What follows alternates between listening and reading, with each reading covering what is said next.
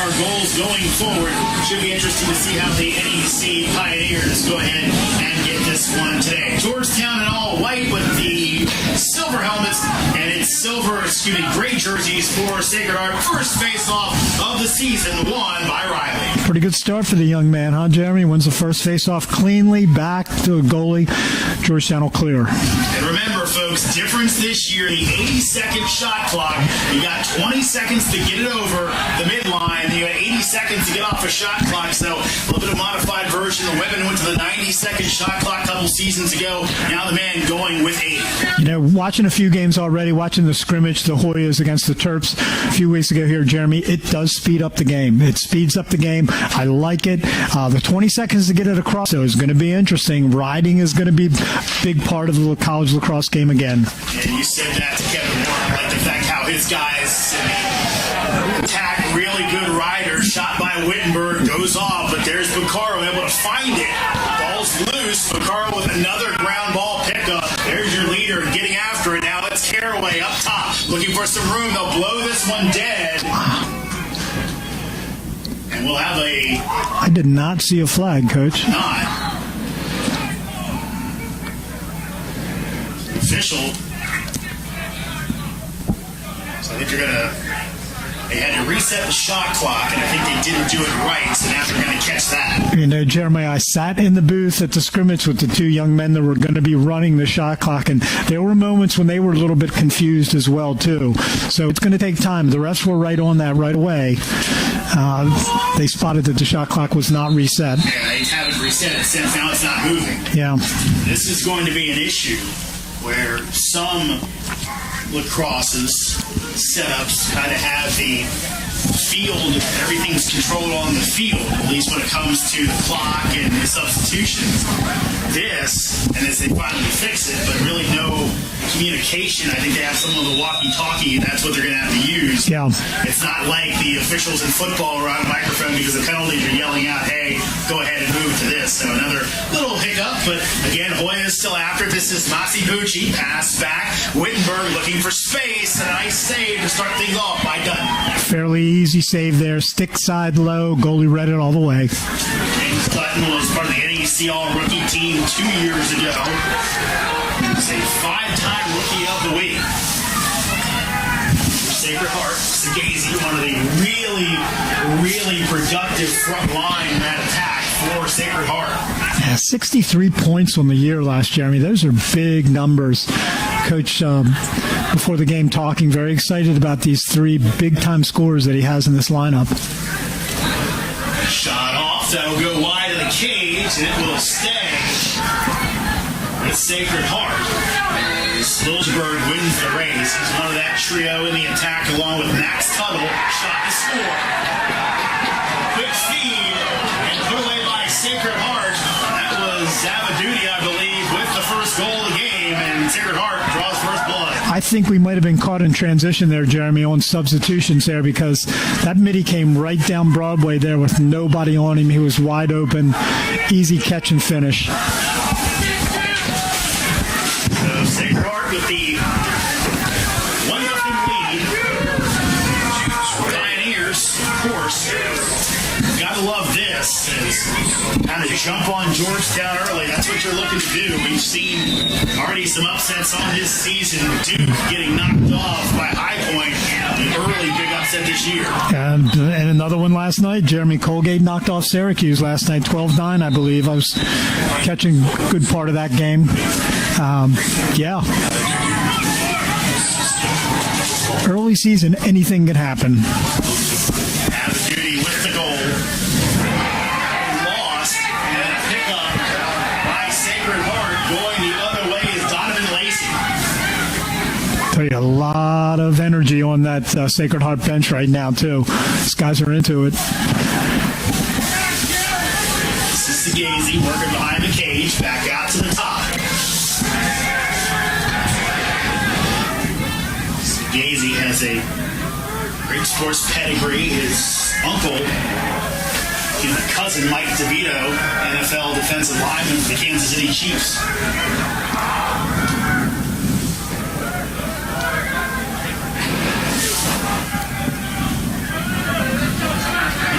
the shot clock for the Pioneers. Yeah, the other big change this year, Jeremy, on the rules and the NCAA rules, the shortening of the box. The box is now only 10 yards on each side of the midfield line as opposed to that 20 yards that it has been for the last few years. It's making a little bit further run for your substitutes to get into the game. That'll go wide, but backing up and picking it up as he goes over the closest to it. Once again, Max Weiss. And that's going to be a foul against Sacred Heart. I believe the league. Yeah, a little moving pick on that play. There was a case, too, Jeremy, where that shot clock was under 10. And in that case, if you're not going to go to the goal, you're going to see him just roll the ball out to the sideline, out of the box, make it a little bit harder for Georgetown to get it and get time to get your subs on and off the field. The Hoyas. Bucci with it. There's Wittenberg checking in, subbing out of the box. Pass over, Bucci in front. Shot goes over top of the cage, but backing up was Lucaro. Yeah, you're seeing Austin McDonald get some runs as a midi. He's kind of what you call a hybrid, Jeremy. He really is an attackman, but nice little cross feed. It's a finish. Wide open. Another save by the goalie Dutton. He's seeing everything well so far, Jeremy. He's doing a great job in cage for them. Back to your point about McDonald. Yeah, he's kind of a hybrid. So what you like to see with an attackman that's playing midfield now, he's going to draw a short stick matchup because Wittenberg is always going to draw the pole. He's just too talented, too big, too strong to be played with a short stick D midi. So you're going to see Austin get a lot of opportunities against the short stick, which they love. Right now, almost 5 minutes in, Sacred Heart with the only goal. But again, you can see, folks, how this one kind of picking up. Shot clock already in play. First time Georgetown dealing with it, at least in the official regulation game. Easy, nothing there. We'll keep it moving. Hoyas attacking that young defensive unit. Somewhat inexperienced, somewhat though just young. Shot behind the back, goes wide, but the backup there by Liljeburg keeps it after Tuttle with that nifty little play. Coach mentioned before the game that they're a running gun team, Jeremy, as we discussed, and they're just pressing the cage. You know, Georgetown's got to be quicker with their slides right here. They got to be quick to go. Shot this time off the back of Royal. He'll run over and retrieve it. Great job. Get it going. That was another thing that Kevin Warren said. Look, we're looking for a goalie who can start our break. Yep. Caraway fires, will bounce off someone in front. Wow. All the way across, chased down. And Liljeburg picks it up. Sacred Heart may have some numbers here. This is Tuttle, open field. Nice save. Great save. Wow, this is end-to-end action, Jeremy. Hoya ball. Yeah, you're right, Earl. Again, that's one of those things where I think Kevin Warren seemed to be a little bit concerned because of the fact Sacred Heart likes to play this style. I don't think he wanted his guys playing that fast. Now, and so, Georgetown likes a little bit of possession offense. They will press the cage, too. They like to possess the ball a little bit, get their offensive players into the game before they go and attack. And this is kind of changing the style of play that the Hoyas like. So now we see Georgetown slowing it down with plenty of time on the shot clock, just under 50 seconds. So they've got time to do what they want. Well, then there's Declan McDermott, freshman midfielder, number 1 in for the Hoyas. There's a goal. And it's Bucaro. So the senior announcing his presence back, missed the end of last season with the ACL tear. He's back and better than ever. And we're happy to see him, too. What a great recovery he's made. 8-9 months removed from that terrible injury. But he's back. Coach Warren could not. He was just so enthusiastic yesterday talking about him, about his recovery, the work that he's done to come back, that he said he won the team run this year that they do, and they were just amazed by his progress. And that play right there, that's unstoppable, Jeremy. He comes around with that left hand. If you're not going to slide to him and try to double, triple team him, he's going to score. Back at the X. And you see that 3-on-3 action Georgetown's all about.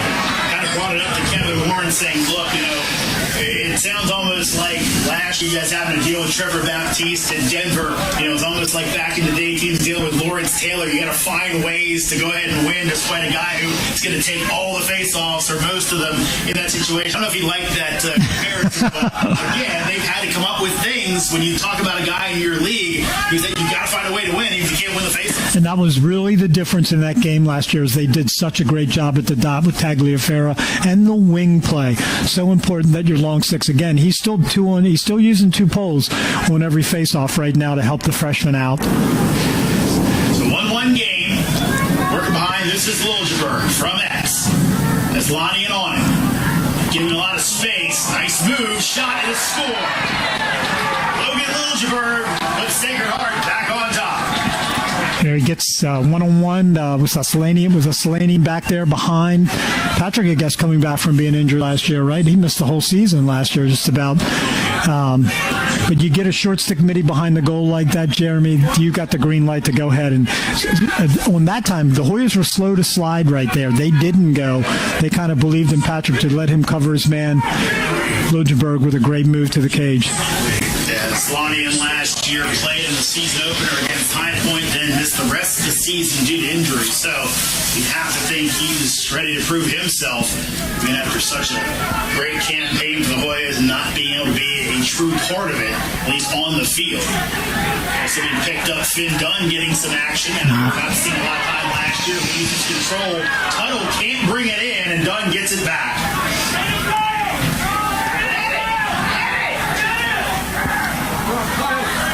Yeah, great fight by Finn Dunn to get that ball back, Jeremy, after uncharacteristically dropping that pass right there. He gets it back. Hoyas set to play on offense. Geddes comes out, couple subs in. Out on the field, Dylan Watson, freshman. Guelph, Ontario, and the old number of Barons. This is a good player from last year. Yeah, great extra man player for the Hoyas, Jeremy. Deadly left-handed shot. There's a nice look. Shot, and that's what we saved. So a good look at it for Brooks Dutton. He was up to the challenge. Oh, it's going to be a flag or a loose ball push. Push is called. Kind of lucky right there. That was close. It could have been maybe a time-serving penalty, but the ball popped out of his stick before the push. Liljeburg back, and it'll go off to Calzi and out of play. What do they have Liljeburg? What do they have his height, I wonder, in the program, Jeremy? He can't be any more than about 5'8", I bet. Yep, listed at 5'8", 160. And you know a guy that's 5'8" is probably 5'6", right? So I was always 5'8", too, Jeremy. And this will stay with Sacred Heart. That was definitely one of those guys. He tried to actually bump me up. I'm legit 5'8", but nope, don't bump me up. Probably to my detriment. As you get older, you find that you shrink anyway, Jeremy. So still hanging in there. There you go. There you go. So Sacred Heart looking to build on their one-goal lead with 5:40 and rolling left to go in the first quarter. Quick pace game early on. And we talked about it, the shot clock changing some things up this year. Some teams not as concerned. Tuttle's shot partially blocked. And then great outlet. Great outlet pass. Yep. Still got numbers right here. You still got a break situation. That's a goal. No? Your way again goes high. And right now it's being seen by everybody. Here's a heavy ride on the goalie. Somehow Dutton gets it out of trouble. That was a tremendous job by him, Jeremy. He chased his stick to the sideline. He ran away from the pressure, then found his defenseman for the clear. A lot of contact, but Tuttle able to pick it up. And offside, so back to the Hoyas. Caraway play it short off the bit. Yeah, sloppy pass. For Caraway, it looked like a shortstop or a catcher taking that short hop. Almost thrown away, but a nice play to bring that one in. You know what, this kind of pace, Jeremy, early in the season when you still don't have your lacrosse legs, maybe, you're going to have to run some bodies. You're going to have some other guys get in there and get some playing time. Because early in the season like this, you can train all you want. It's just you're still not, in that lacrosse shape just yet. Trevor Johnson sends it behind. there now. It's Tuttle. Of course, what a season for Tuttle. 46 goals set the Sacred Heart single-season record. Tuttle, that one off the pipe. And it will stay with Sacred Heart. Coach Warren's a little upset right now. They're running two-man games behind the goal, Jeremy. They're setting a lot of picks, and those picks are a little suspect, to be honest. They look like they're sliding. The guy setting the picks are moving a little bit. But they're tremendous. Sacred Heart's doing a tremendous job off ball. If you watch the off ball action, these guys up top are moving. They're moving, changing positions, and that's making it hard for the defense to slide. So again, they're going to alter the shot clock, I believe.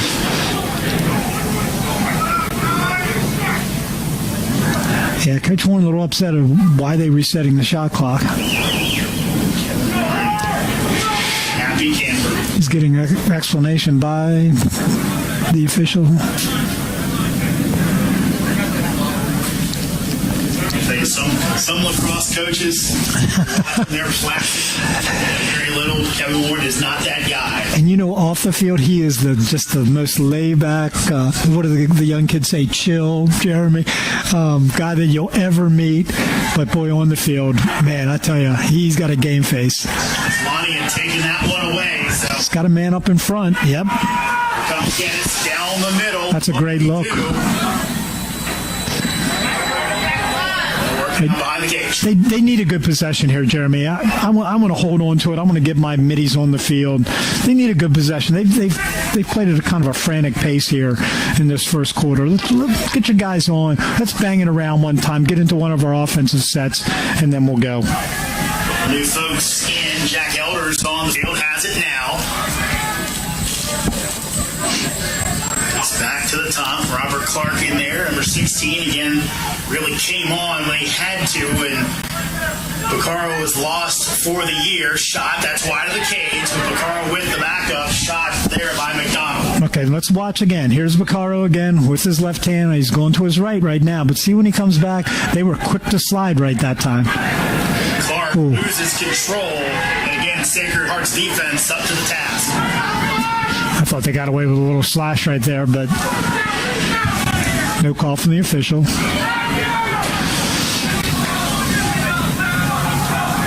Sacred Heart's doing a great job, Jeremy, of their substitution. Their coach that's running their box is doing a heck of a job. Again, you think they would have to be, as considering the pace they like to play at. Yeah, they're in and off the field. They know which guys are coming on and coming off. And I tell you, when they do come on, Jeremy, they're going right to the hole. I mean, they're looking for that to beat their defensive man in, and then to look. That's how they scored their first goal of the game. They're still looking to press the offense. Up by 1 goal. Just over 2 minutes to go in our opening period.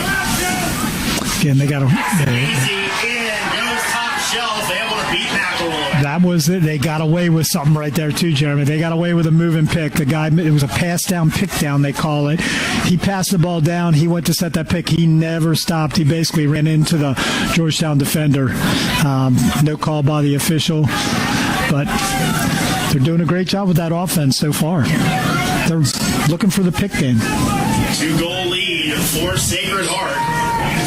Again, seeing a bunch of upsets early on. One of the interesting scenarios here, Sacred Heart's run a lot of folks down, and Georgetown, their men's basketball team, playing a new game as well over at Capital One Arena. So definitely at least an even crowd here today. Of course, Cooper Field undergoing renovations, as you can see on your screen next year. It'll be the racial version. You and I can't wait, Jeremy, for that. Should be fun next year. And both the lacrosse team, football team will benefit from that as well. It's going to be great. I think it's going to help recruiting. This is such a great, beautiful venue right in the middle of campus, and it's just going to really add to this program. 90 seconds to go. Caraway almost lost it. Now passes it back out of the double team. And a loose ball and picked up by Sacred Heart.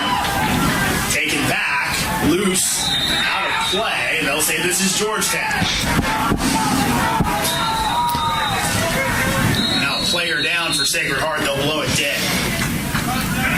And Earl will have previous play, you talked about this with Kevin Warren. We chatted with him yesterday, but the fact you said, I love how your attack men ride. They're very good riders. We saw it right there. Georgetown loses possession, but Carl and Clark right on the play. You want to tell your guy when he loses the ball, or one of your offensive guys, one of your attack loses the ball, you got to get mad, Jeremy. You got to say, that's my ball. I want it back.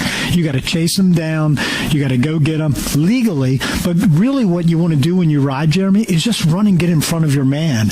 Just get in front of him, frustrate him. Make him go east and west. Don't give him that easy one step and he's beating you down the field. If you can frustrate him, make them throw those east and west passes, hey, you get 20 seconds to clear the ball. You might think it's a lot of time, but in lacrosse, it's not a lot of time. If you can frustrate a guy like that, make him throw those east and west passes, you have more time to maybe gain possession or regain the ball and then attack the goal on your offensive half.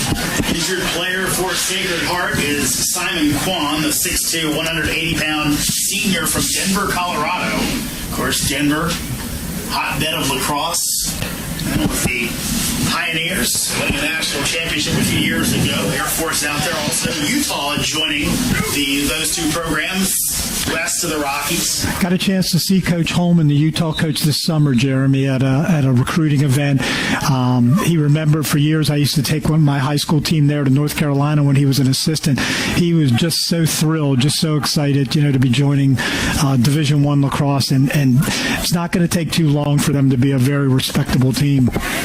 It's beautiful. Salt Lake City is just gorgeous out there. A little too much snow for me. I'm a little bit of a warm weather guy, but beautiful campus, great facilities. So Hoyas, if they wish, it'll be interesting to see how they play this, as there's more time left on the shot clock than on the game clock. About a 9-second difference. Nice look. And a score. What a feed by Bucaro, finished off by Dylan Watson. Jeremy, what he did there, he used his strength. He sat low, came around, he drew the slide. Once he drew that slide, Watson's guy slid to him wide open for the freshman. First goal for that young man. Dylan Watson out of the Hill Academy. So, Brody Merrill, Georgetown grad, the head coach there, does a tremendous job developing high school players to play at the next level. And it's one of those things where, locally, some of our folks here in the Georgetown area know about the WCAC in basketball, where these guys come in. A lot of folks say the best high school league for basketball in America. Those guys usually can step right in and play. Hill Academy is one of those teams. You go from there, you're playing the best of the best in the high school level. You can really contribute as a college player right away. Well, and WCAC in our area, too, with lacrosse, too, Jeremy. Just some with Gonzaga and Paul VI and St. John's. It's just a tremendous, one of the best high school leagues in the country. Plenty of time. Georgetown has a chance here to tie this up before the end of the period. See how they play it. Again, Wittenberg drawing the pole. He's a lefty, but that right hand of his is really developed. That's a great look. Oh, just a little bit.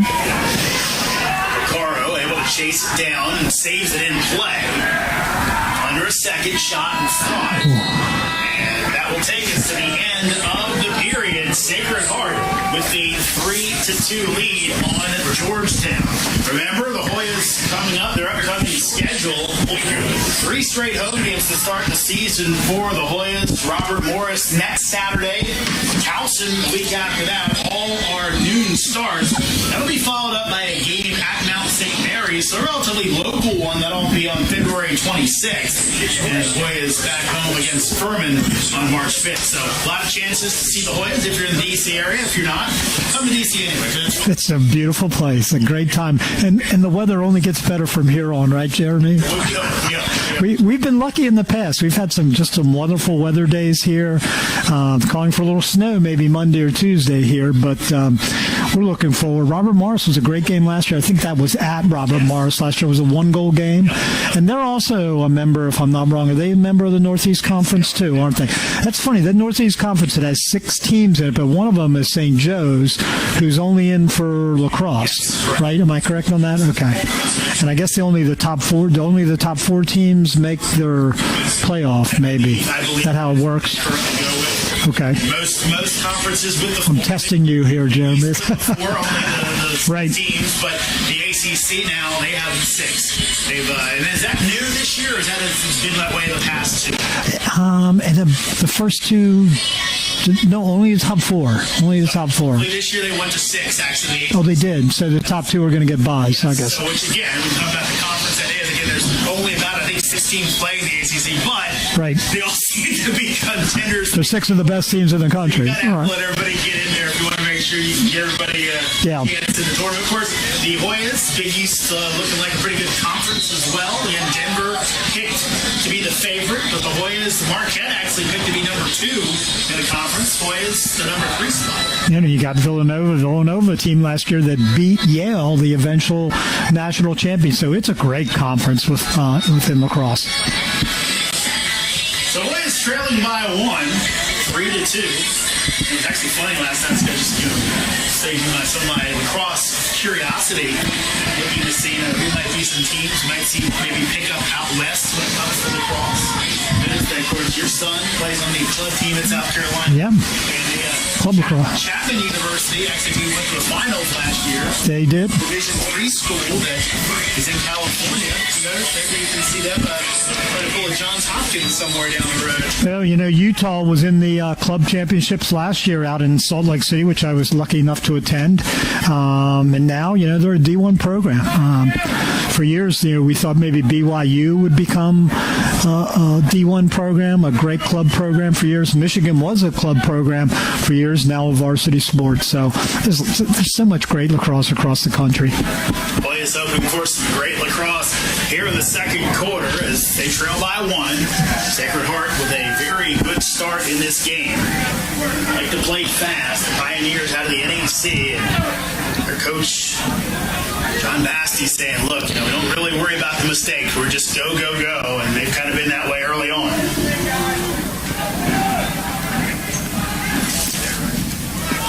Let's see what they do here offensively, Jeremy. They're looking for the short stick matchup. That's Geddes, I think. He's a freshman D, short stick D midi for the Hoyas. Interesting to see what these freshmen bring in off of a great recruiting season, and that's going to be thrown away. It's funny, we talked to did some things with the Georgetown football team and their signing day this past Wednesday, and talking to Rob Scarlatta saying, hey, what's the difference now going from really selling potential to selling a winning campaign? Last year they won 5 games, most they'd won in a while. The same can be said for Kevin Warren, where exactly kind of potential, this is what this could be, to where, hey, we made the NCAA tournament last year. That's big.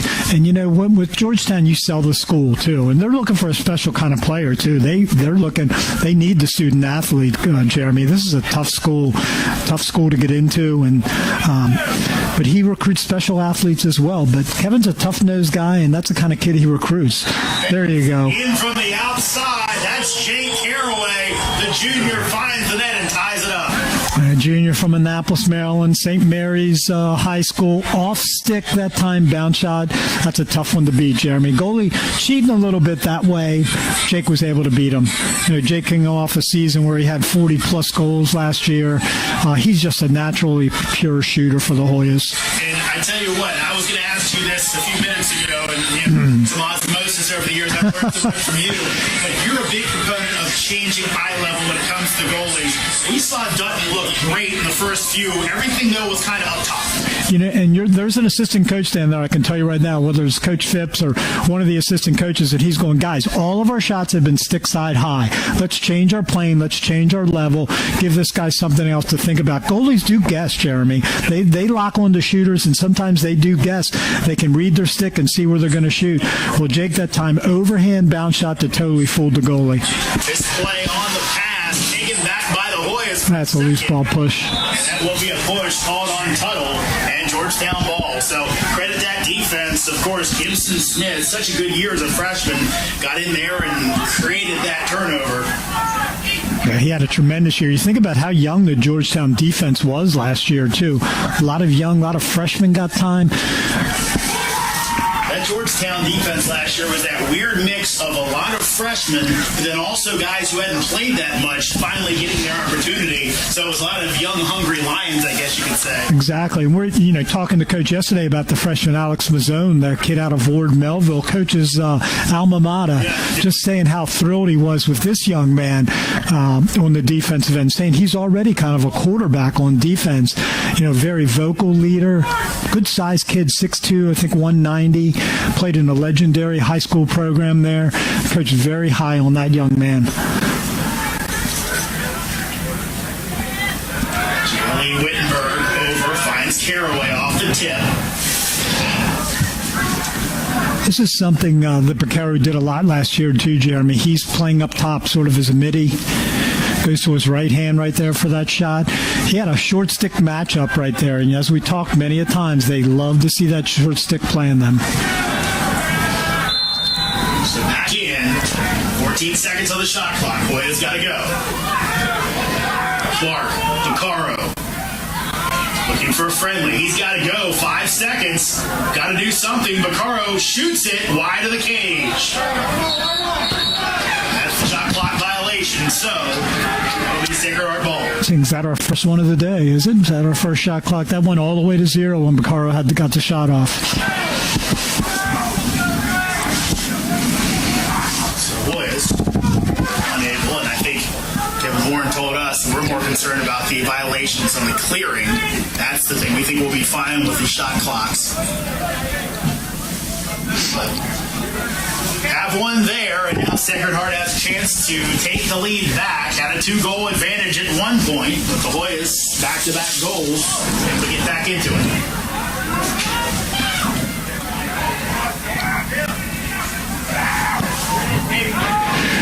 Wilgeberg shot bounces off and ends up out of bounds, but a nice play by Smith. Almost snagged it to take the possession back. Wow, Wilgeberg is quick, Jeremy. He gave a little stick fake there, put his foot in the ground, and went right to the cage with that shot. Seguize. Ooh, I thought he stepped in the crease right there. Great move. In front, off the side, got a piece of it. McElroy. Shot clock under 20. Sacred Heart wants it reset. And it did. Yeah, the trail official here, I think you see him with a little twirl of his hand. He did give the signal. And that shot clock operator.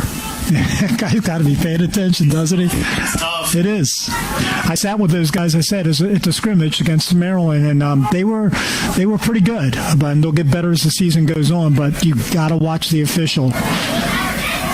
Great job by Aslanian on D. And thrown over the top. Can they track it down? They cannot. So turnover there by Sacred Heart.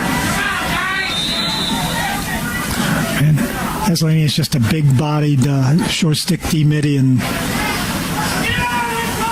wow. Yeah, this gets loose. And we'll give it off to Wittenberg. Great job by the freshman Geddes right there. See, I don't think caught on our camera shot. I'm scared having my Geddes across the line when you come out. Exactly. Can't be a violation here. That new box is making a difference already. It is. You just added 10 more yards to your run sometime there. So.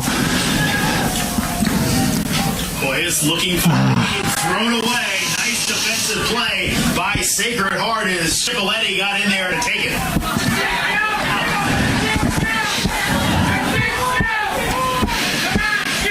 Wow. Yeah, another wide pass looking for Tuttle. And Smith getting in, trying to gain the possession.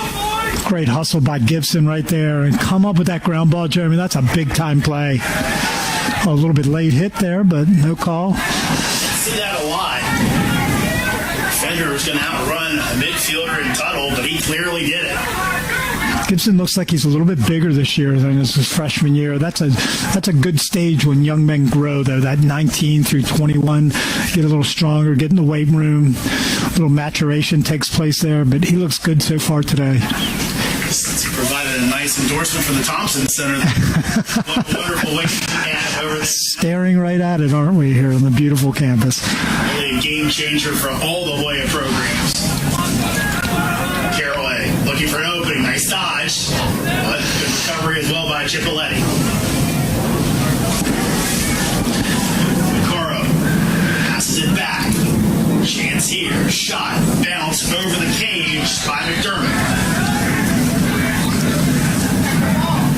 25 seconds to go on the shot clock. Nobody on Baccaro right now. Caraway working from X. Back to the top. This is Wittenberg. Looking for his first goal today. 10 seconds on the shot clock. Boy, it's got to go.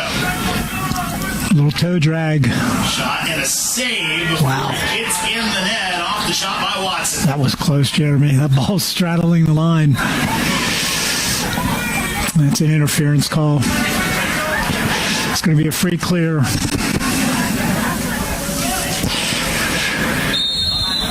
That. Burrow takes a chance to tie his shoe. Almost. And now taken away by Aslani. Great job, Patrick. Lacey looked a little bit skittish the whole time with that ball as Lonnie, the senior, found him and took it away.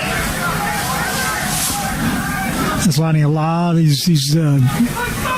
lot of time so far on the field today. There's a couple other short stick middies that they're using, but Patrick's going to get the majority of those runs.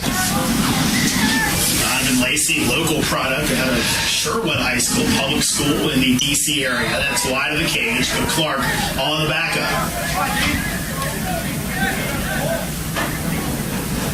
He's playing a little bit Jeremy. A little 1-4-1 offense right here, right now. Playing a little pick game inside. And a nice look, and there it is.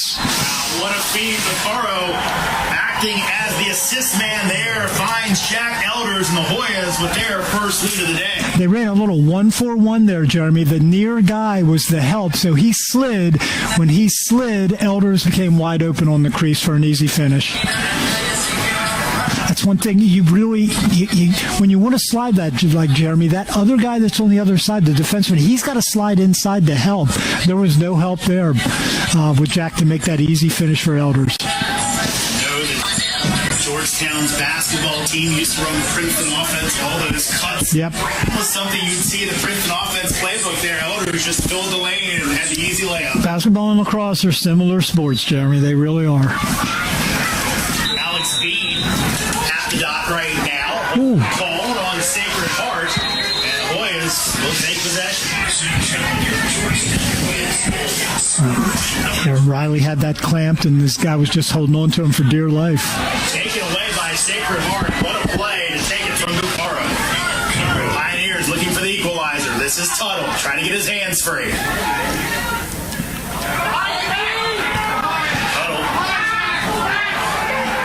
For the slash, and they will throw the flag. Well, I wasn't sure if the coach Spacey was calling a timeout or if he was just looking for the call. That was a very slow to develop flag right there. And the official. Here comes another one, maybe, no? He's trying to take it away. Working behind, Segazy. 40 seconds to go on the shot clock, so there's still plenty of time for the Pioneers and the flag coming up. Great patience right here by Sacred Heart. You don't have to go right to the goal right away. Taken away by Bucci. Got the quick drag check there. Good.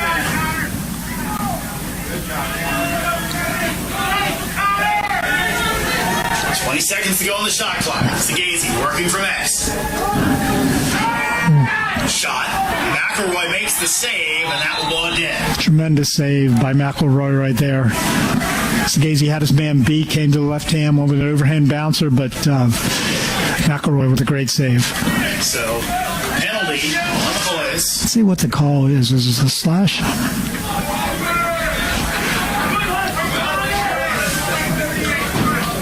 Yeah. So they're going to call a slash, but actually it's going to go on Stephen McLeod. And it was funny. Lucalzi, I think, thought it was on him. Yeah. Down to a knee and said, no, it's else. Go down the bench, buddy. So the man down team comes on for the Hoyas. A few new faces in there. Chris Gatt into the game. Finn Dunn out there as well. Trababe also on the field for the Hoyas. Shot.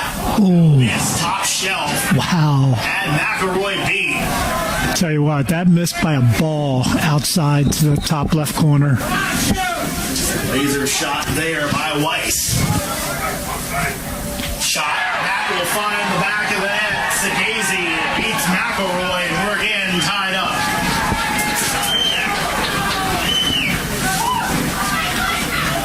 Guy's got a cannon, Jeremy. A little slow by Georgetown there on their rotation there to go out and meet the shooter. They kind of were static, not really sliding too much, not really rotating too much on that. I think they'll know next time with Sagazy's out there at that point. He's a shooter. You got to put a stick on him. The Riley's back at the X. Quinto stays there for Sacred Heart. 4:42 left to go in our second quarter. Georgetown's gone to just a single pole now on the faceoff with Getz as the short stick D Mitty on the wing. Violation on the Hoyas. Sacred Heart ball. Now the official's going to talk this one over. We'll say it's Sacred Heart ball, and right now John Basti, I think, was unhappy. He wanted his guys to go. Didn't like the talking between the officials. I totally agree with him right there. I'm not sure what the call was, whether it was a pre-shot violation or pre-face foul violation, whatever. But yeah, they want to play up tempo. Sacred Heart led for most of this game. The early goal, Hoyas tied him up. Got two more to take a 2-goal lead. Then Georgetown ran off 3 straight to take the lead. But Pioneers, another goal by Sagazy, one of their top guns, and now looking for another. This is Tuttle. They have open space. Almost lost it. Shot wide of the cage. Pete Abaduti with the shot.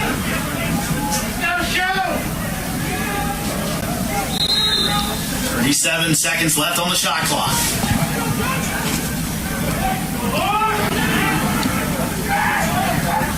Trying to get those hands free. Tuttle. Oh, man. Shot. There's McElroy. He's in the crease. Yeah. Oh. Going to throw the flag. Did you see what happened? I'm not really sure. Some after dead ball situation. Say the push on Georgetown. Wow.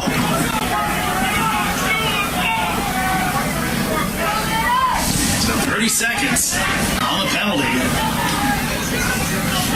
And McAlzy will pick this one up. That was very late, Jeremy. It was like the ball was already down when the official made that call.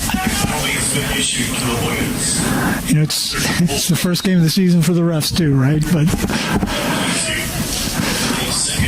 let's see if they keep an eye on Lucchese this time. Lucchese, excuse me. Under 20 on the penalty.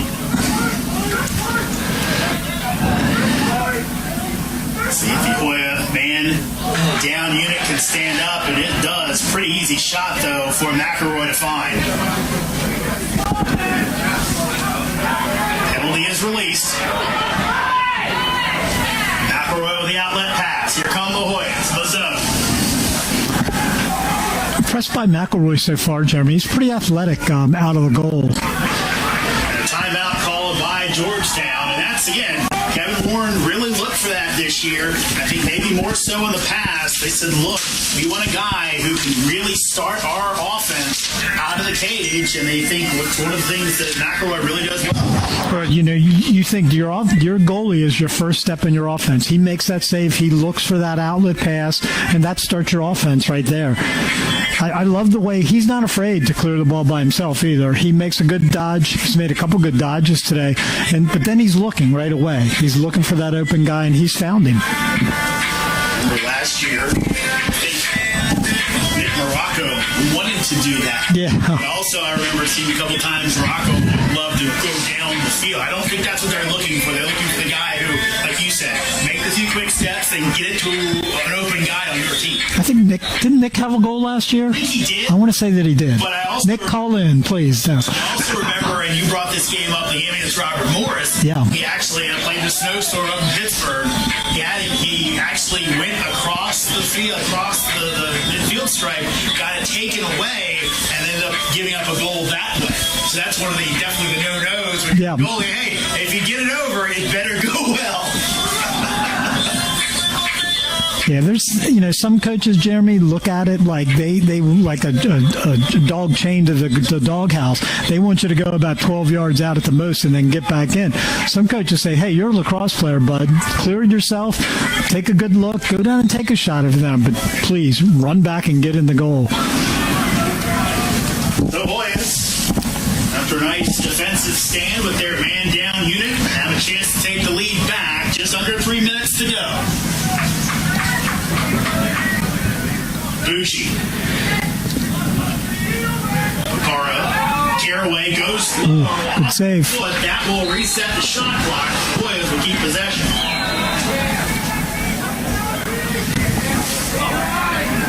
I haven't heard from Bucci much today. Let's see if we can get Massey with a goal here. Wittenberg almost has it taken away. Of course, Wittenberg transfer in from Mercer before last season. All he did was come in and immediately ingratiate himself to this Hoya program. Shot and score! Just that quickly, Robert Clark puts the Hoyas back on top. And he was covered, though, Jeremy. His man was on him, but it was a perfect pass. Robert, with no time getting that shot off, just rips it to the top corner. We asked Kevin Ward about that. It can never be a blessing in disguise to lose Daniel Vaccaro. Sure. But Clark able to go in and get that time, and it was really one of those, hey, sink or swim, buddy, because we need you. Yeah. He swam like Michael Phelps last year at the end of the season. You can tell he's just a tough guy. He's a hard worker, off ball. He did step up late in the season, and I'm sure they're expecting big things out of Robert this year. And if I remember correctly, Clark was a guy who had a pretty good pedigree coming out of high school, but just never lived up to the expectations I think they thought until last year when finally they needed him and he came through. Sometimes it just takes time, for some guy to find their role. Here we go again. There's a shot. That's in. What are they going to say? A timeout by Wow. before the shot gets off. The goal was all set up for Donovan Lacey, but instead, John Basti takes the timeout, which again is sometimes even more surprising because we talked to him before the game. This guy kind of let him play, let's go, mistakes don't matter. Interesting there to see him take a go. I kind of understand it, but his man made it to the top of the box where you can then call a timeout. But once he hit the top of the box, that's when the timeout was called. But the players kept playing. Nobody saw or heard the timeout. His man had his man beat going to the cage, but yeah, that as a coach, you just got to let that go, Jeremy. You can't dwell on that. If it's a one-goal game, they end up. I'd feel bad for Coach Vasey, but.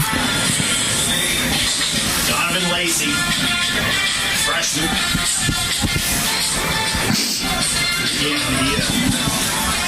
Good chance. Timeout was called, so the Hoyas catch a break there. Don't give up the game-tying goal. 75 seconds left in the shot clock for Sacred Heart, so they can still put one away. Sure. That's the 6th year at Sacred Heart, and we talked to him before the game, and just got emotional talking about his team. And so they have a Warrior belt that they honor one of his son's childhood friends who passed away, and a really cool belt. But emotional about that. We're just talking about how this team is his family as well, and kind of mixes the two. And really, Sacred Heart, a lot of heart in John Basti. Yeah, great talk with him before the game. I love to see the passion that some coaches bring when they come out on the field, and he definitely had it, Jeremy. It was fun listening to him talk to us before the game. Flag down. So this will be against the Hoyas, so be a chance after this for Sacred Heart to go on the man up. Shot. McElroy makes the save, and that will stop things as another penalty coming up on Georgetown. Not sure. I didn't see. Was it a hold call?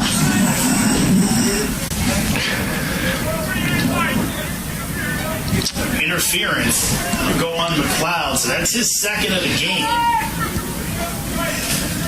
A better way to lose your PT by spending a lot of time in the box. Yeah. That's a tough call. It's kind of an off-ball call that he interfered with the progress there. That's a tough call. So, 30-second penalty. 80 seconds to go in the second quarter. Let's see where Sacred Heart goes. They're not doing much in terms of movement. They're just really they do a great job moving the ball. They're kind of in a 2-3-1 set. Shot that'll go wide. I think partially deflected. At least got a piece of the stick. Looked like Gat might have had something to do with that. Penalty is released. Georgetown back to full strength as Islani gets back into the play. Another good job by the man down unit, killing the time.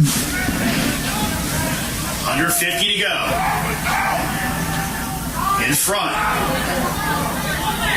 Sagazy looking for an opening. Knockdown in front. Georgetown loses concept of where everything was, but Sagazy couldn't pick it up clean. This is Tuttle. 10-second difference. Shot to game clock. So Sacred Heart will have to take a shot here. Duty wide of the cage, stays with Sacred Heart, but just 8 seconds left on the shot clock. Yeah, wasn't on cage, no goalie save there, so the clock does not reset. Sagazy looking for a man in front, nothing there, and that's what run out the shot clock. Georgetown ball. Caro has it. Boy, it's got to work fast. 5 seconds to go. Caro's got to get a shot off. Will he get it in time? Pass in front. Good. And that'll take us to the end of the half. Georgetown with the 5-4 lead against the game Sacred Heart team. Again, Earl, boy, this a bit of a push for the Pioneers. Yeah, you're talking about the week of upsets so far. Jeremy, Sacred Heart came into this game. They're playing a heck of a game. They're hustling the ground balls. I love the enthusiasm, and I love how fast they play lacrosse. They are up and down the field. They're fun to watch. We'll take a short pause for halftime. Keep it tuned here, folks. Hoyas up 5-4 on Sacred Heart here at the half.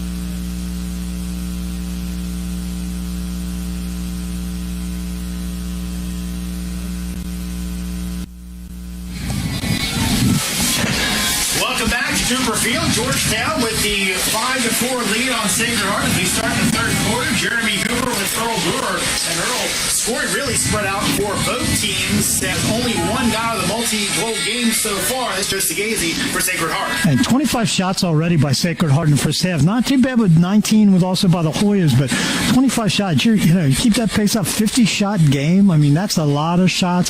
That's the way Sacred Heart wants to play. Sacred Heart wants to play run and gun, up tempo. They've done it so far today. Maybe it's the best way to play when it's so cold too, Jeremy. Face-offs pretty much even. Sacred Heart, they've won 5 of the 11, taking Georgetown with 6. The one good thing here, and it was something Kevin Warren was a bit concerned about, but his Hoyas are 12 for 12 in clears so far. Sacred Heart only 7 of 11, so something he was concerned about. His Hoyas have done pretty well. Good. They're a good riding team. They're very athletic. They're strong. They're fast.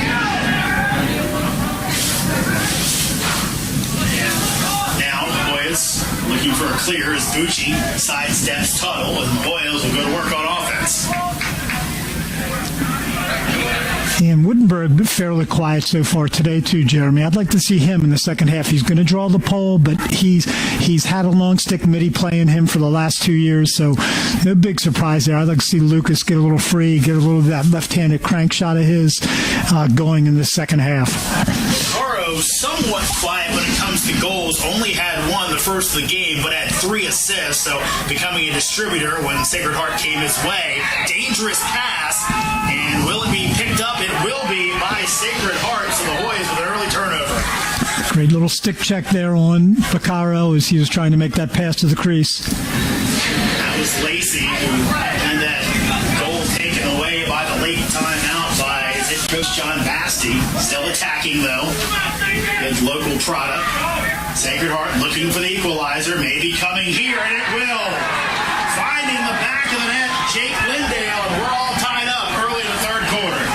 Sacred Heart's traveled well today. They have a good fan base here right in front of our broadcast booth here, too, Jeremy. They supporting their team.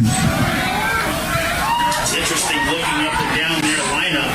Again, we talk about it all the time. Lacrosse kind of spreading its wings a bit, but still those hotbed recruiting areas in the D.C. area, the Long Island area, those spots, a lot of your players coming from there. Really not the case with Sacred Heart. Their star guys are pretty much all over, but not a lot of locals, so these are actually folks who've made the car ride down 95 and from other spots. Yeah, came up in the elevator to the game today with some parents. Nice folks, excited to play today. It's great. It's great as a parent when you get to travel like this and watch your son play. Pretty impressed by 18 right there, Donovan Lacey. He looks like a good athlete, Jeremy. Playing a little D midi today, went coast to coast there. Did a great job. So 5-5 is our score. Hoyas looking to take that lead back. It's been a back and forth game. Sacred Heart jumped on top with the first goal of the game. Hoyas caught up. Then a 3-1 lead as this will be chased down by Clark. The high pass to Vaccaro.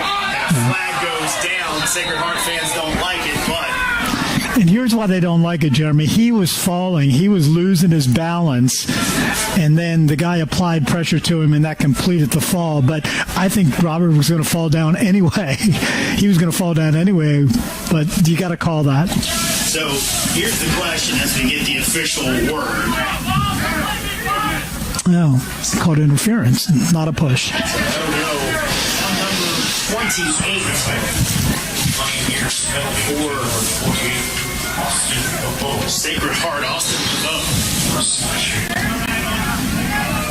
So 1 minute penalty.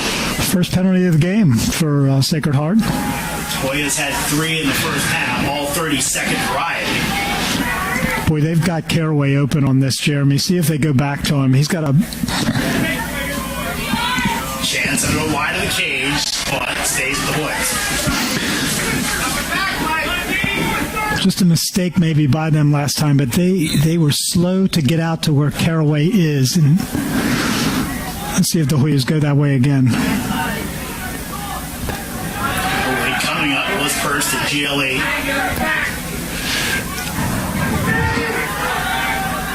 Back to the top. That'll hit someone in front. Chased down, though, by Caraway.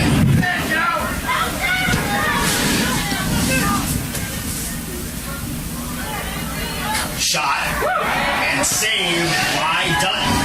That should clear the penalty. Being hit by Wittenberg. It's legal. And a turnover. The Hoyas get it back. Looked a little high, Jeremy. And in this day and age, that call usually goes with the official standing right there. He wants an explanation. Coach Bazzi wants an explanation. He's not going to get one. Wittenberg again. It's tough for him as he's one of the taller guys out here. Being able to get low enough that it's not an upper body headshot. Turnover by the Hoyas.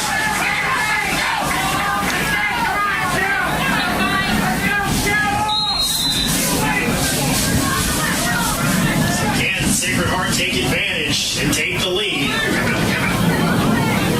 Gazy letting his substitutions get into place.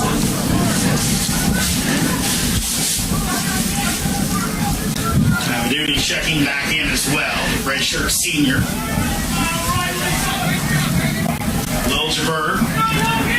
There's the pick game again behind. O'Reilly.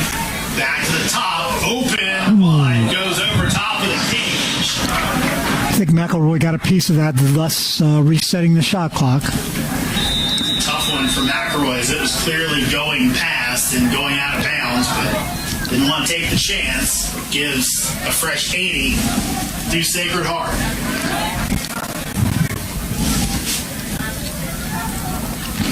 You see what they do? I mean, they drive the alley, they drive the lane, and then the guy makes the pass and sets the pick. So it's a pass down, pick down kind of offense, which is a popular offense right now. Pop back by Caraway. They find him again. He scores. What a play started by Jake Caraway. Gets it to Clark, who makes the great feed back to the Steve Caraway, who puts it home and gives the Hoyas a one-goal lead. Great transition there by the Hoyas. Finally getting our attack into the game today.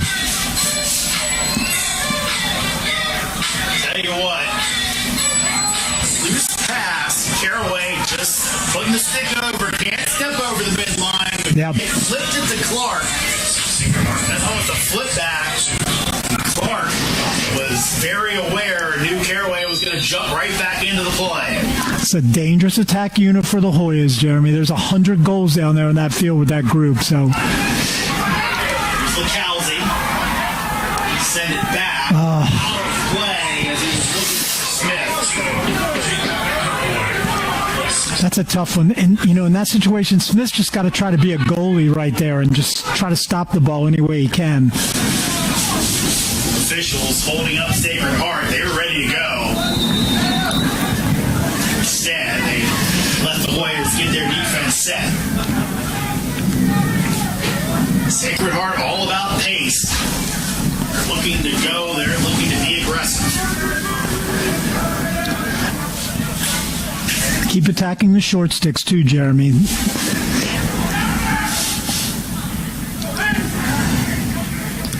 This is Tuttle. Held in check. Just 1 point on the day. That's off an assist. Such a big year last year. Set the Sacred Heart single season goals record. He's 5 away from 100 for his career.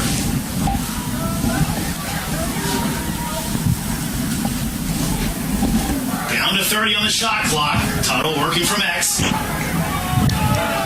Quick slide, quick double by the Hoyas right there, force him to give it up.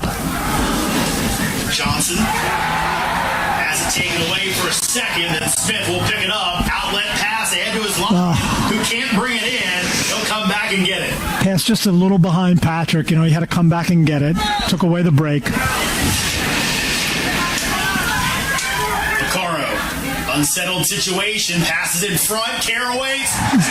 Clark with the goal off the feed by Vaccaro. Vaccaro's 4th assist of the game, and finally the Hoyas have some breathing room. And give credit back to Aslanian right there too, Jeremy. After he did get it, he came down, he made a great feed, Baccaro again finds Clark. Clark with great patience right there. He's on the doorstep, gives the goalie a couple fakes before he buries it. So many times young players, they want to catch that ball, Jeremy, and just shoot it right away. He had time. Took his time, a couple good fakes. The goalie's got to go for that first one. He stands up tall. He buries it by him. That's a big difference when you talk about it. Sometimes lacrosse gets compared to hockey. Hockey's a sport you got to shoot. You got to shoot it quick, right? You have a cross there. You can keep the ball. You got to make him react the first time. Exactly. Take it away. Getting a little sloppy right here. Boys, again, good ride game. They've made it tough on Sacred Heart in the clear game today. Again, and now Bucci almost takes it away as Tuttle fell asleep.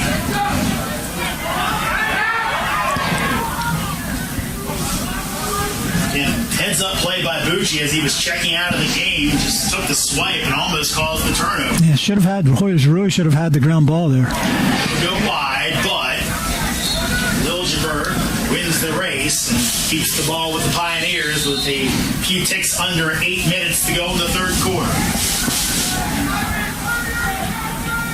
Glad to have you along this brilliant sunny day here in D.C. It's pretty cold out, but again, makes for some beautiful pictures we're bringing you at home right now. This will stay with Sacred Heart. Yeah, a lot of hot chocolate, hot cocoa sales going on down at the snack bar today, Jeremy. It's just the wind. That's the problem, right? Yeah. It's been such a beautiful week here in D.C., too. The weather, we had a 65-degree day, a 70-degree day, and nothing more of Mother Nature laughing at you when they give you a pregame on Tuesday. Yeah. Shot, that'll go wide in the cage, off the stick of Abaduti. It stays with the Pioneers with just 14 seconds left to go on the shot clock. Let's see how they attack this. Georgetown pressuring the ball right here when they know the shot clock's running down. Pioneers got to take a shot, and they will, and that will be a save by McElroy.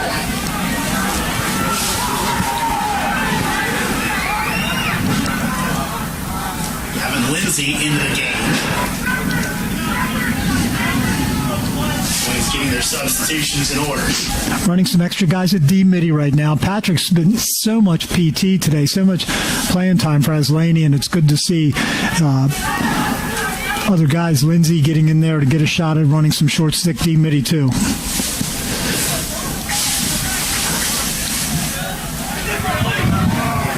McDermott, the freshman.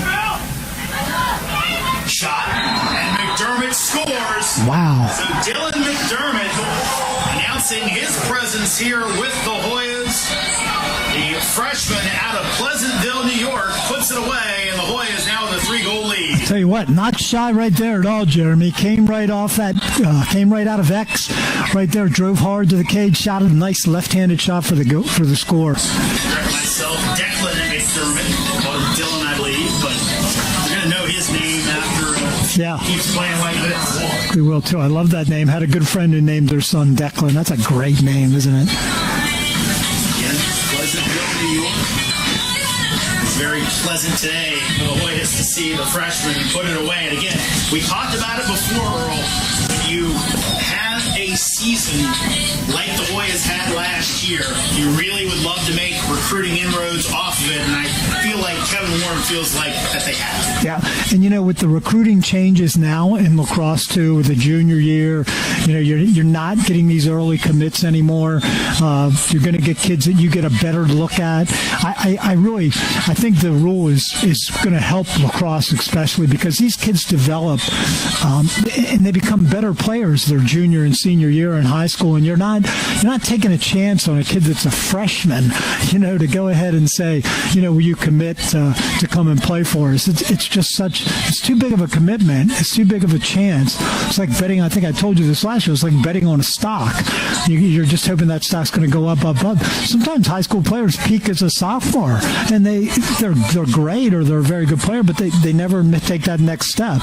You have to take that next step to play on this level. And you brought it up before. That's why we saw so much talent in Division II and Division III, because there just weren't scholarships left. No. Guys who are maybe late bloomers, and you said, okay, come here and play, and they're just dominating because there just was no room for them at the end, so to speak. You're exactly right. And people are saying, well, why is there so much parity now in lacrosse? It's because there's so many high schools. There's over 4,000 high schools or whatever playing lacrosse in America. And we're still in the 60s in D1 programs. It's a lot of kids looking for a place to play. So D1 and D3 have benefited. Hoyas with the face-off win. Pass off to Caraway. Couldn't find it off the bounce as it was the win by Bean. Still loose. Out of play. They'll say a push on the Hoyas, so Sacred Heart ball. You just saw an example right there. Bean is a face-off man, wins the face-off, but maybe his stick, it's a face-off stick. Well, there's a flag. Going high, so Sacred Heart will have a penalty coming up. Let's see how they attack this. Again, the young man Lacey again, Jeremy on a great clear. He draws the penalty from Islanians. This is Tuttle. Again, held without a goal so far. Tuttle 46 tallies last season. And he really leads this brilliant attack unit for Sacred Heart. Pass over, chance here. Back inside, wide of the cage. And that'll blow it dead. So now Aslanian's penalty will be enforced. Sacred Heart right there, they wanted to score on that, Jeremy. They would have liked to score because it was going to be a time-serving 1-minute penalty after the goal. So they were looking forward to hopefully scoring and then going right back on extra man. So cross-check. Number 9.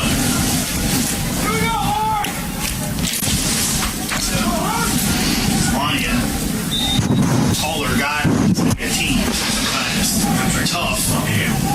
One bit low. And those knees get under your guy. A little high, though, and picks up the penalty. So Pioneers. Oh, great play. Smith, can he get it loose? They do.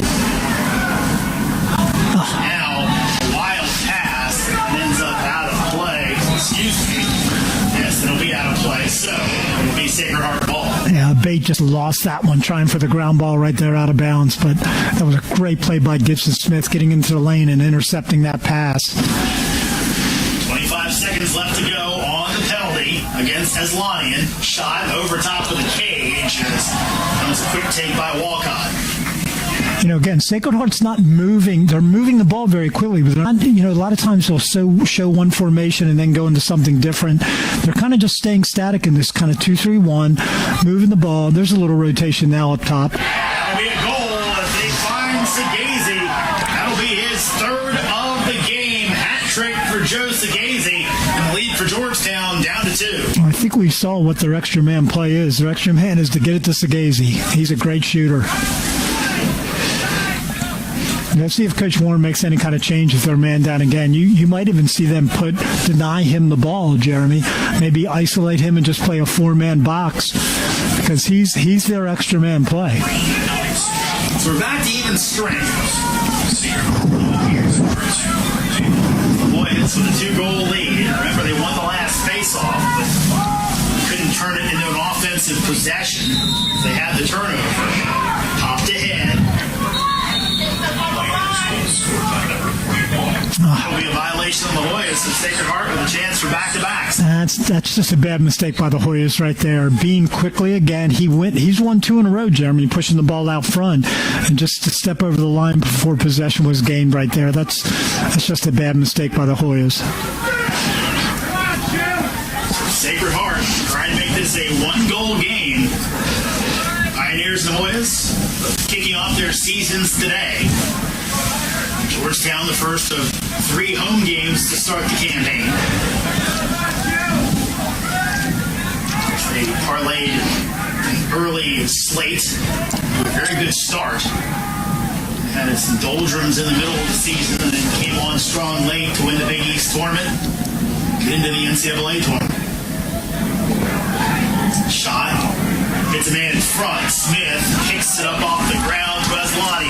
Numbers for the Hoyas. Here comes Caraway. Will he get another? He will not. Clark, though, picks it up. Big hit. Loses it. Flag comes down. Hoyas stop possession. Second flag down. Shot wide of the cage. That will end play. Wow. Bevy of penalties coming up for Sacred Heart. That was some great action right there, Jeremy.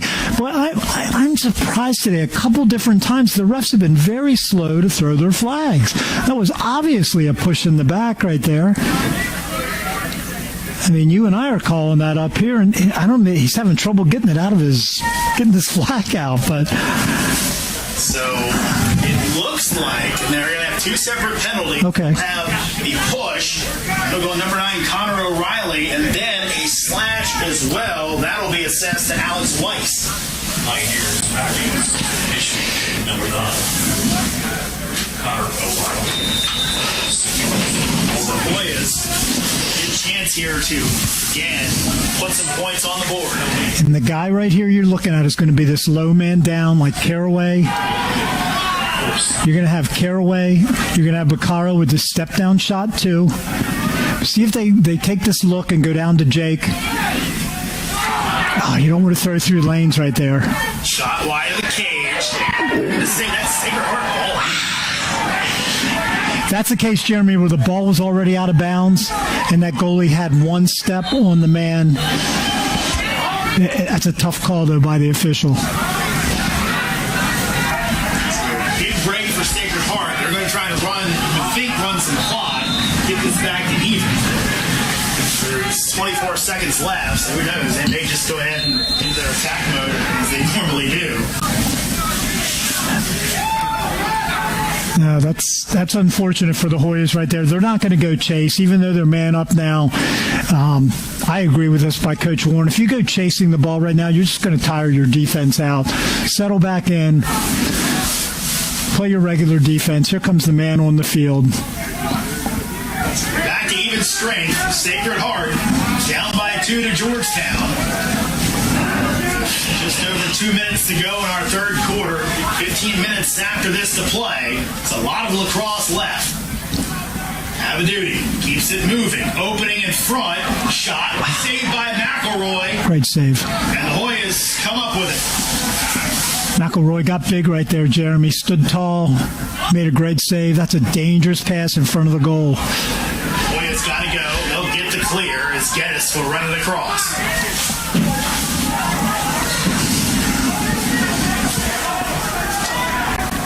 Baccaro has just 1 goal, but 4 assists so far today. Preseason All Big East selection. Great move by Jake. Caraway still has it. Great little stick fake there. Did he fake out our cameraman on that one? That was great. He faked me out for a moment right there, but he's great with that little twirl of his stick, that little ball fake. Bucci. Pass behind. Caraway. Flag goes down again. Shot, and that's a score. That'll be Clark that'll be Wittenberg putting it away. So Wittenberg with the goal. Officials will conference over right now with the Hoyas with a 9-6 lead. I think the penalty should be wiped out. I don't think it was a push. Let's see.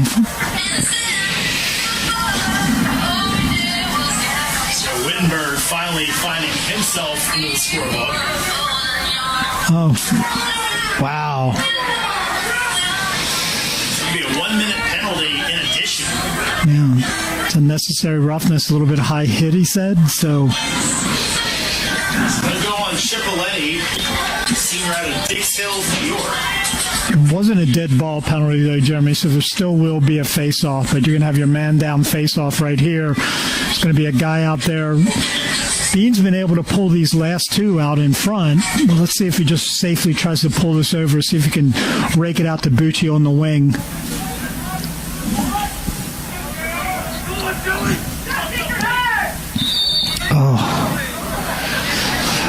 That's the last thing you want to do. Williams have had a couple of those today, those worst-case scenario situations, but then Sacred Heart throws it away. So Hoyas, minute to go in the quarter, 75 seconds to go on the shot clock. Yep, still 45 seconds remaining on the penalty.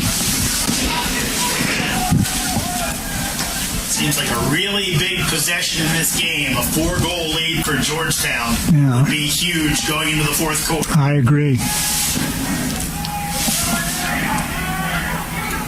Wittenberg looking for a man in front, and that'll be out, but it will stay with the Hoyas.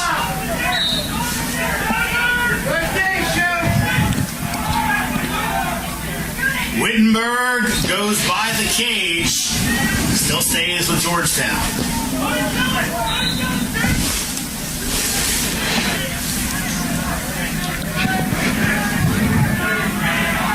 20 seconds to go in the quarter.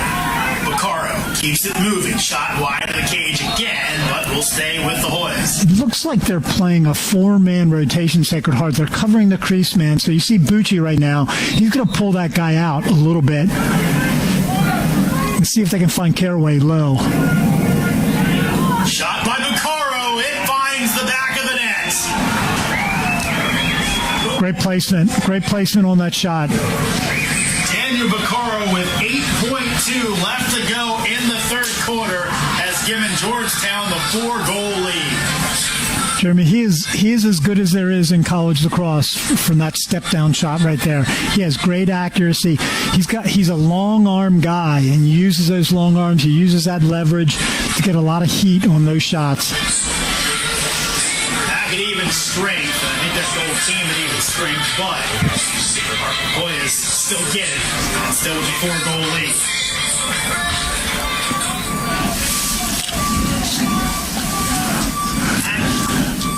At the X.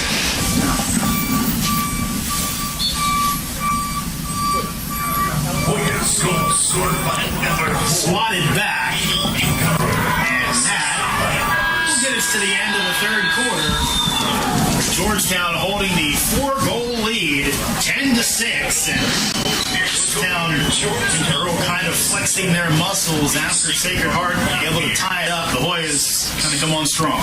Yeah, Sacred Heart can't afford right here to let the Hoyas score the next goal. They really need to score at the beginning of this fourth quarter. If this Hoyas go on one of their famous little runs right here, they could put this game away.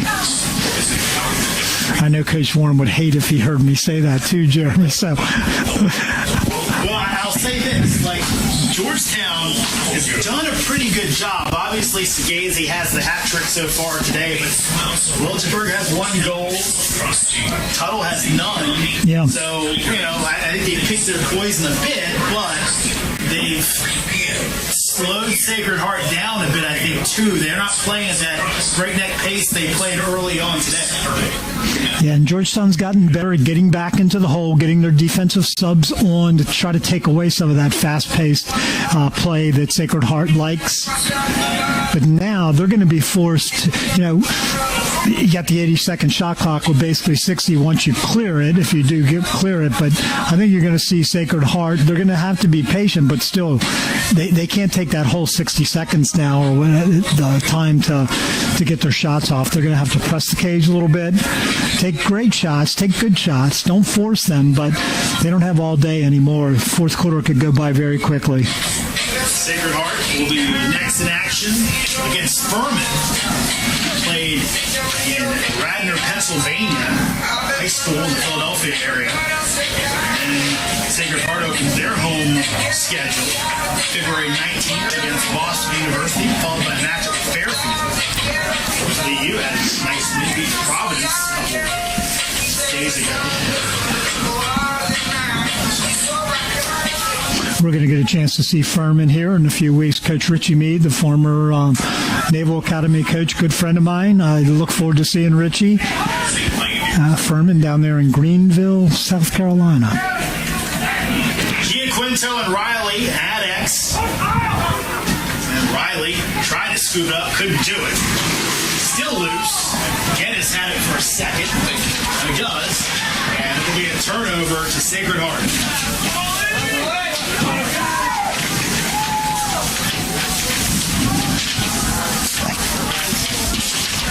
Boys, they had the face-off win. Can't turn it into an offensive possession. Aslanian active on the stick. Gets it loose. Geddes comes away with a nice spin in open space. Wonderful move. This is danger time. Caraway with the shot. That'll go off. And they're going to say that's a turnover to Sacred Heart. They win the race. And Kevin Warren can't believe it. And I don't believe it either. The Hoya guy was clear. I mean, where and when the ball went out of bounds, the Hoya guy was there. So big turn of events there for Sacred Heart as Hoyas really could have run more time off the shot clock. Thought they were going to get the possession as that one went off the goalkeeper Dutton. Instead, Pioneers get it back with a chance to cut into the lead. This is Tuttle looking for his first of the game. Tuttle looks and finds the pipe. Oh, man, Jeremy. Some serious heat on that ball. You know, that ball's 1 inch to the right. It's a goal. Kevin Warren still letting the officials have it. Just warning Coach Warren's wife that he will not be able to speak this afternoon because no voice. Again off the pipe, this time by Liljeburg, kicked ahead. Keep that possession alive by Sagazy. Sagazy gets it back. Out of the top, Tuttle looking for that first goal. This one will find the net. And Sacred Heart now trails by 3.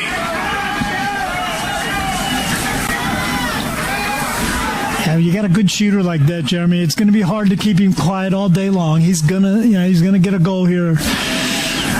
Great shot. He splits right to left hand. It goes down the alley. Gets a shot off. It looked like McElroy got a piece of it. Barely made its way in, but it did. So 3-goal game with 13:20 to go. Plenty of time left for Sacred Heart, especially with the shot clock. That's when the faceoffs are going to become that much more important. The freshman Riley here, see if he can do a job getting the possession back for the Hoyas. Riley split some time with Bean today, and it's going to be a violation by one of the wings for Georgetown. Yeah, they were mixing it up a little bit. Bucci was into it with their guy. I think he did interfere. There's the shot, saved by McElroy, and pops right over to Lindsay. Johnny on the spot there as it was a quick shot by Lacey. He, of course, had the goal that waved off by the timeout. Lindsay luckily there. Now it's going to be knocked away. Lindsay trying to keep possession. Can't do it. So Sacred Heart with a good ride of their own. And this is what Sacred Heart really needs to do right here, Jeremy, is to press the cage. Got a quick shot off right there a minute ago after that violation.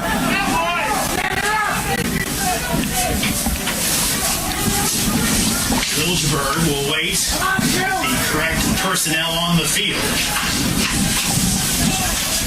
It looks like they've been running Liljeburg in, too, like as a midi sometimes, Jeremy, coming out to see if they can get that short stick matchup on him. But Hoyas are smart to that. They've been able to get a long stick on him. Owen McElroy. Credit him, 13 saves so far today. He's played a great game. Pass ahead, can't hook up.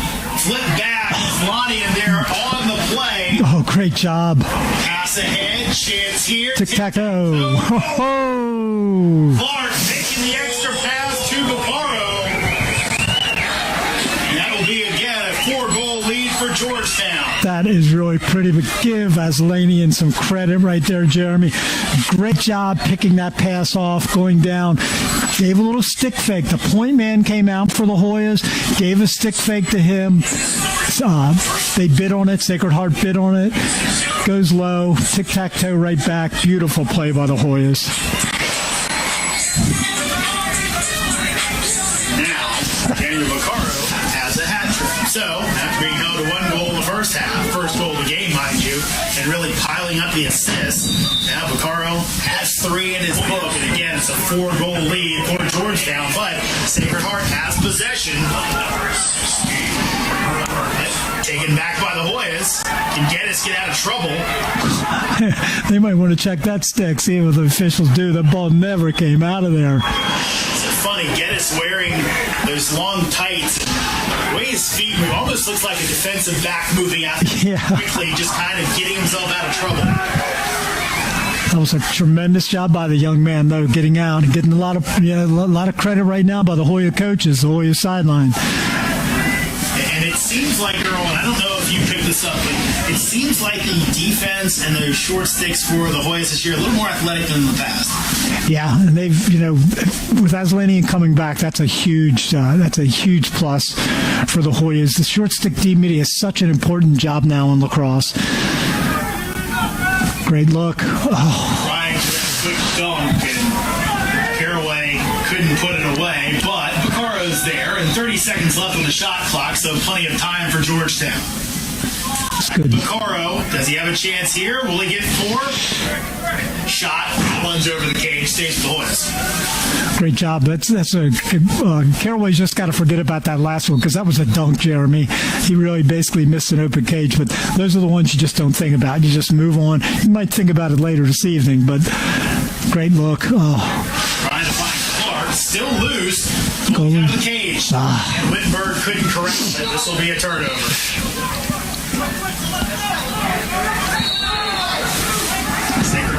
For the quick whistle, they get it, but now the Hoyas, good job in subbing.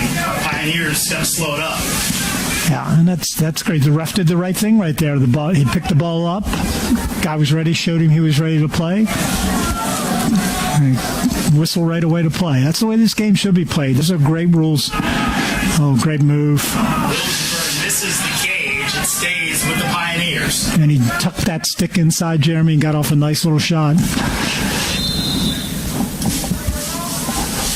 Sacred Heart last year, 7-8 record, lost the top seed in St. Joe's in the NEC semifinals versus the Hoyas. Won the Big East to qualify for the NCAA tournament. Under 10 to go here at Cooper Field. Georgetown with a 4-goal lead. Tuttle just being hounded all day long. Only has the 1 goal.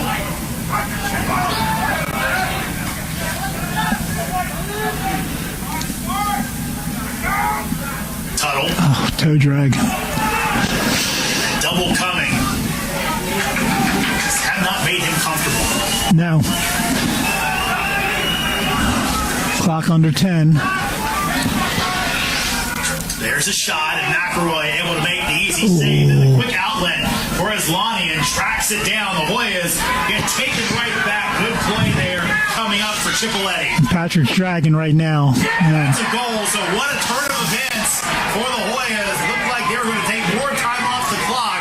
Instead, a turnover and a quick goal for Segazy, his 3rd of the game. Yeah, that was just a shame. Aslanian, as he's going out, it was overthrown. The outlet pass was overthrown, so it gave that defenseman enough time to come up and play him. Patrick didn't really have his stick protected there when the ball was checked away, and very quick turnaround right there. And you see how Sacred Heart wants to play. They press the cage every chance that they get. I correct myself. That's the 4th of the game for Segazy. He also has 2 assists. Keeping the Pioneers in the game, you'd have to imagine if Georgetown went down, got a goal there, or even ran time off the clock and made Sacred Heart have to come back down and go through their offense. Could have been a completely different situation, but now the Hoyas with a 3-goal lead, just over 9 to go. Yeah, when you coming in, you and I saw those big numbers that Segazy had last year, and sometimes you wonder about those. Are those inflated a little bit? But he can play. This guy can play. Yeah, Segazy and Tuttle, big years last year. 46 for Tuttle, 41 goals for Segazy. Baccaro, that'll miss, but stays with Georgetown.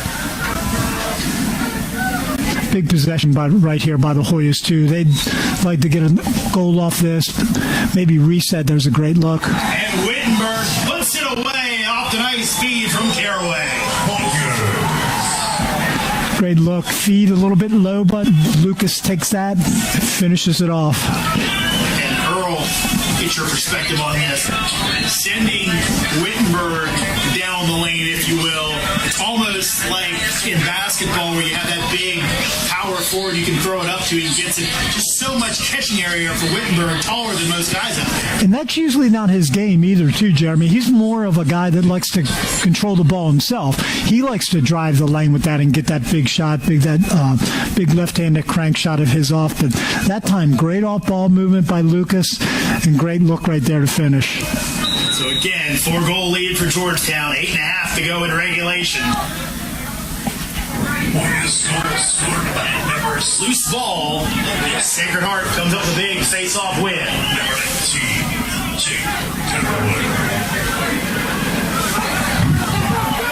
Necessary one for the Pioneers. Here's Tuttle. McLeod all over him. Great job by McLeod right there. Taking his momentum away, forcing him in the alley. McLeod, Frisco kid. Across the country to attend Georgetown.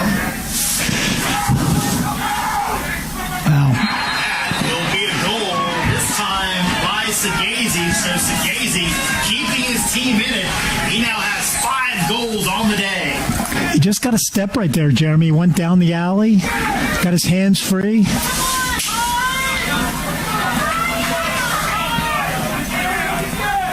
Tell you, he's a scrapper.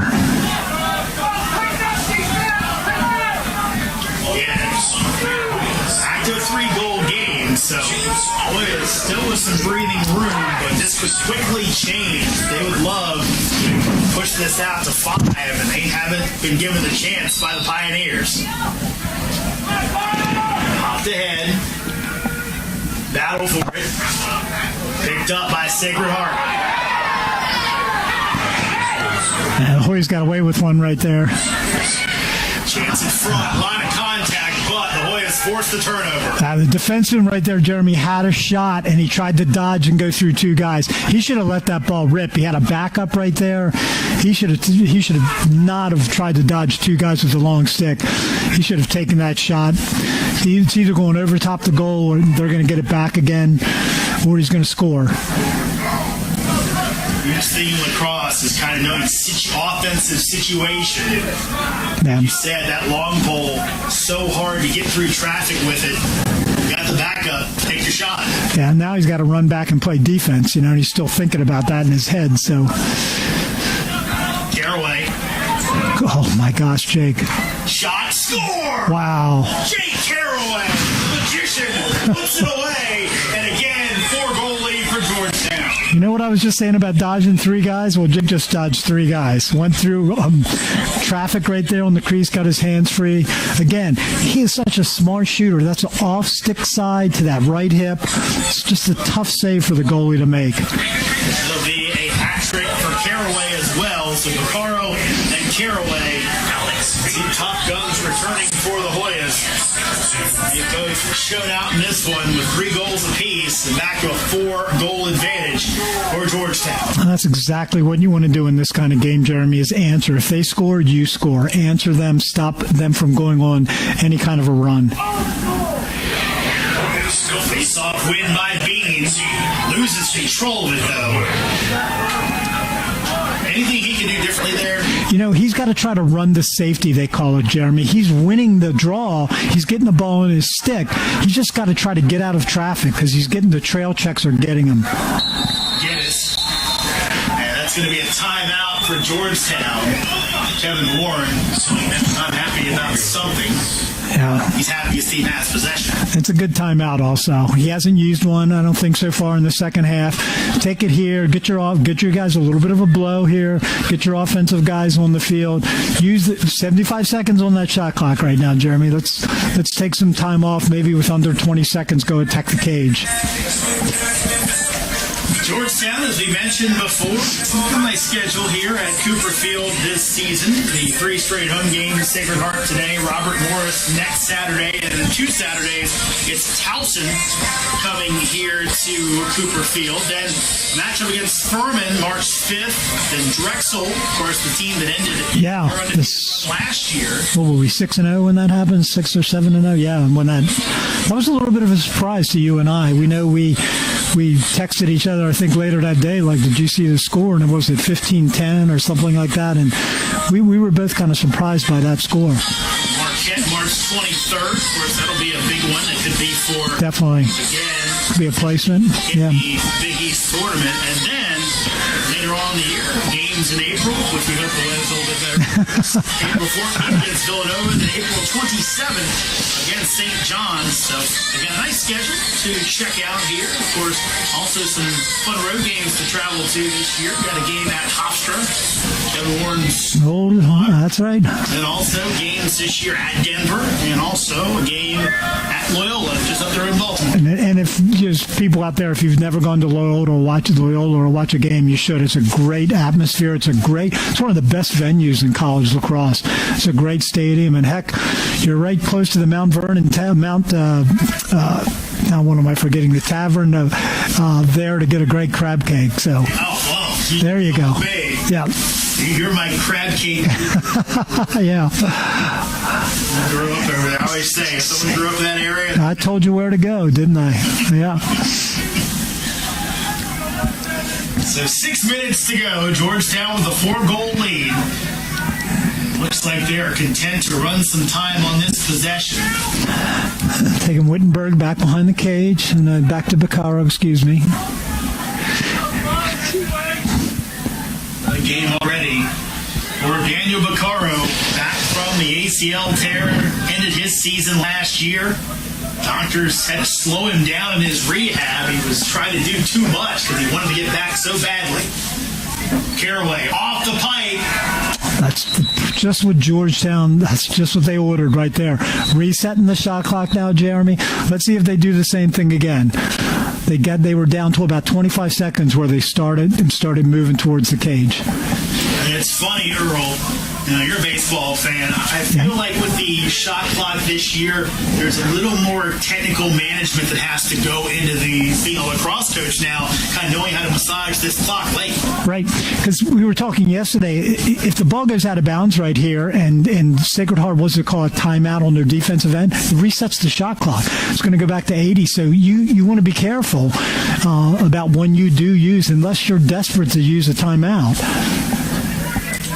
Flip side here again, those shot clock resetting shots off the pipe, off the goalie, and then getting a chance to go ahead and run more clock, and Kevin Warren getting to his guys, hey, shot clock's reset. Let's go ahead and take more time down. Don't think you have to rush and get a shot. Yeah, and now here's the green light. They're going to go to the cage. There's got to be a penalty there, no? Baccaro almost gets it back. Clark goes down. Wow.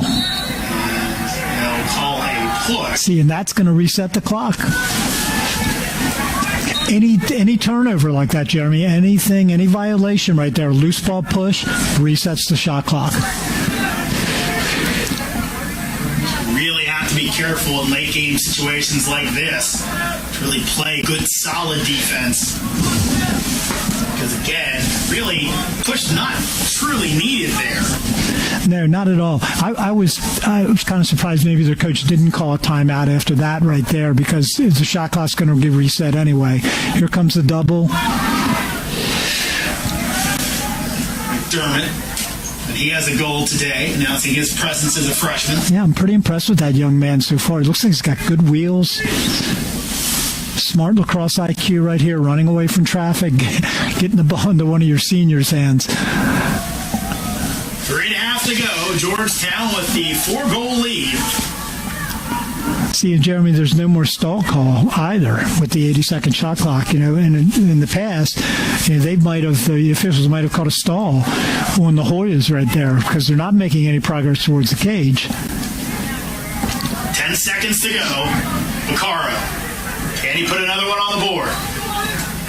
5 seconds. Baccaro puts it ahead. Caraway's got to shoot it over top of the cage, and that will be a shot clock violation. And you know what? That's not the worst thing that could happen right there either, Jeremy, because great possession. What did they take off the clock? They took 2.5 minutes, I think, off the clock on that possession. Back-to-back penalty in there. The reset of the shot clock as well off the pipe. So again, really, really improving their their chances of winning, and Sacred Heart going to take a timeout as they'll talk it over, but they've got to get on their horse if they're going to get back into this one. Yeah, one of the controversies and one of the reasons they brought the shot clock in, because towards the end of the game, teams would purposely kind of stall, and it was a totally subjective call by the officials when to put that 30-second shot clock into effect. This takes it out of the officials' hands now.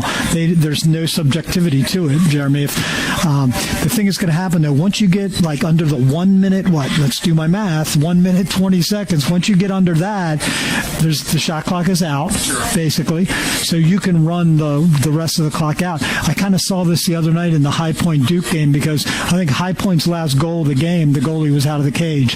They were out trying to double, trying to triple team the ball, and High Point managed to pick up an open goal right there towards the end. So it's good for the game, I think. They're taking, like I said, taking it out of the officials' hands and put it on the shot clock. And here's the question: you being a long time coach, you think that had anything to do with the fact that lacrosse growing not only as a sport people play, but also on TV and a spectator sport, saying, look, we can't have that element of why is the official doing this? Why, again, it's cut and dry now, as you said, hey, you got 80 seconds to shoot it. We're not going to there's no more discretion to the referee. And it's been bantered around. It's been back and forth around for the last couple of years that a shot clock's coming, a shot clock's coming. And yeah, the game is much more, we see much more exposure now on TV and stuff. They wanted to make it it is a great game to watch. I'm in favor of this rule so far. I wasn't sure that I was going to be, but I'm in favor of it. I think it's a great rule change.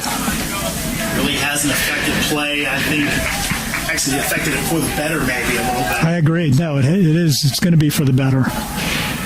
And again, doing it in the women's game a few years ago, so probably some able to kind of looking at that affected there, than the men's game going over to it secondly, but good time as well as that one goes wide of the cage by Liljeburg.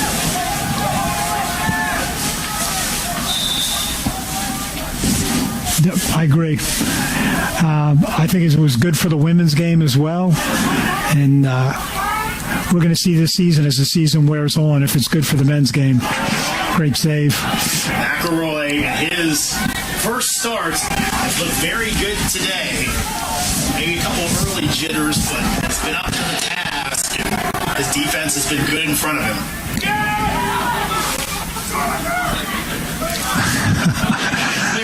Don't have much time left. Bucci just rifles it forward, finds Caraway. Net is open, but Caraway doesn't go to it.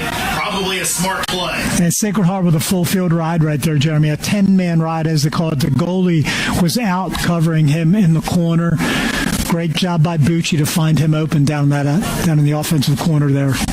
Yeah, a lot of experience out there right now for the Hoyas. And they were very intent to say, look, the goal doesn't mean anything as they throw this one away. So that's a bad play there. But, again, goal doesn't mean more than taking time off the clock.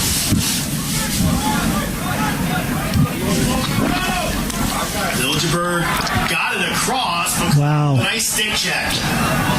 Great ground ball right there by Deslanian again.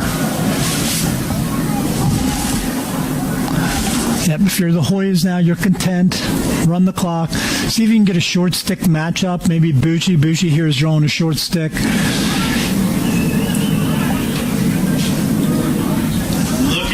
the flag goes down. Looking like Sacred Heart. Kind of waving the white flag here. Not being super aggressive. You know, this one pretty much in the books. Hoyas. Actually less on the shot clock, more on the shot clock than on the game clock. So Georgetown doesn't have to take another shot, but again, throw this one away. That's something Kevin Warren can definitely talk about his guys, that late game execution here. Yeah, you would have rather them not have a chance to even stop the clock right there, even though they're going to be extra. Yeah. But that gives your defense now, though, a chance, Jeremy, to set up. They're going to go double the ball. The goalie's going to cover somebody. John Basty's an issue with something.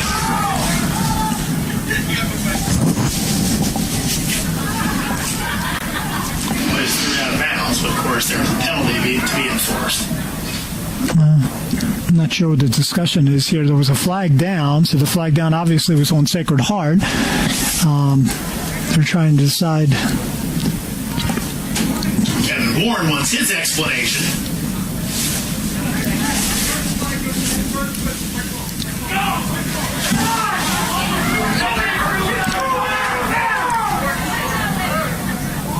Officials talk it over, and it will be Georgetown's ball. 28.4 left to go. But no, yeah, that's a classic comeback from a Sacred Heart fan. Ref, you're missing a good game. But Boys played a bit better game, though, today. Is start the season 1-0. Caraway with some big wheels here, Jeremy. The flag goes down.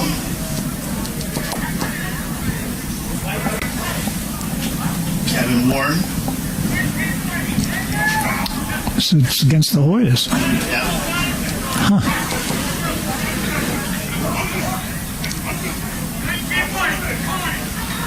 A taunting call.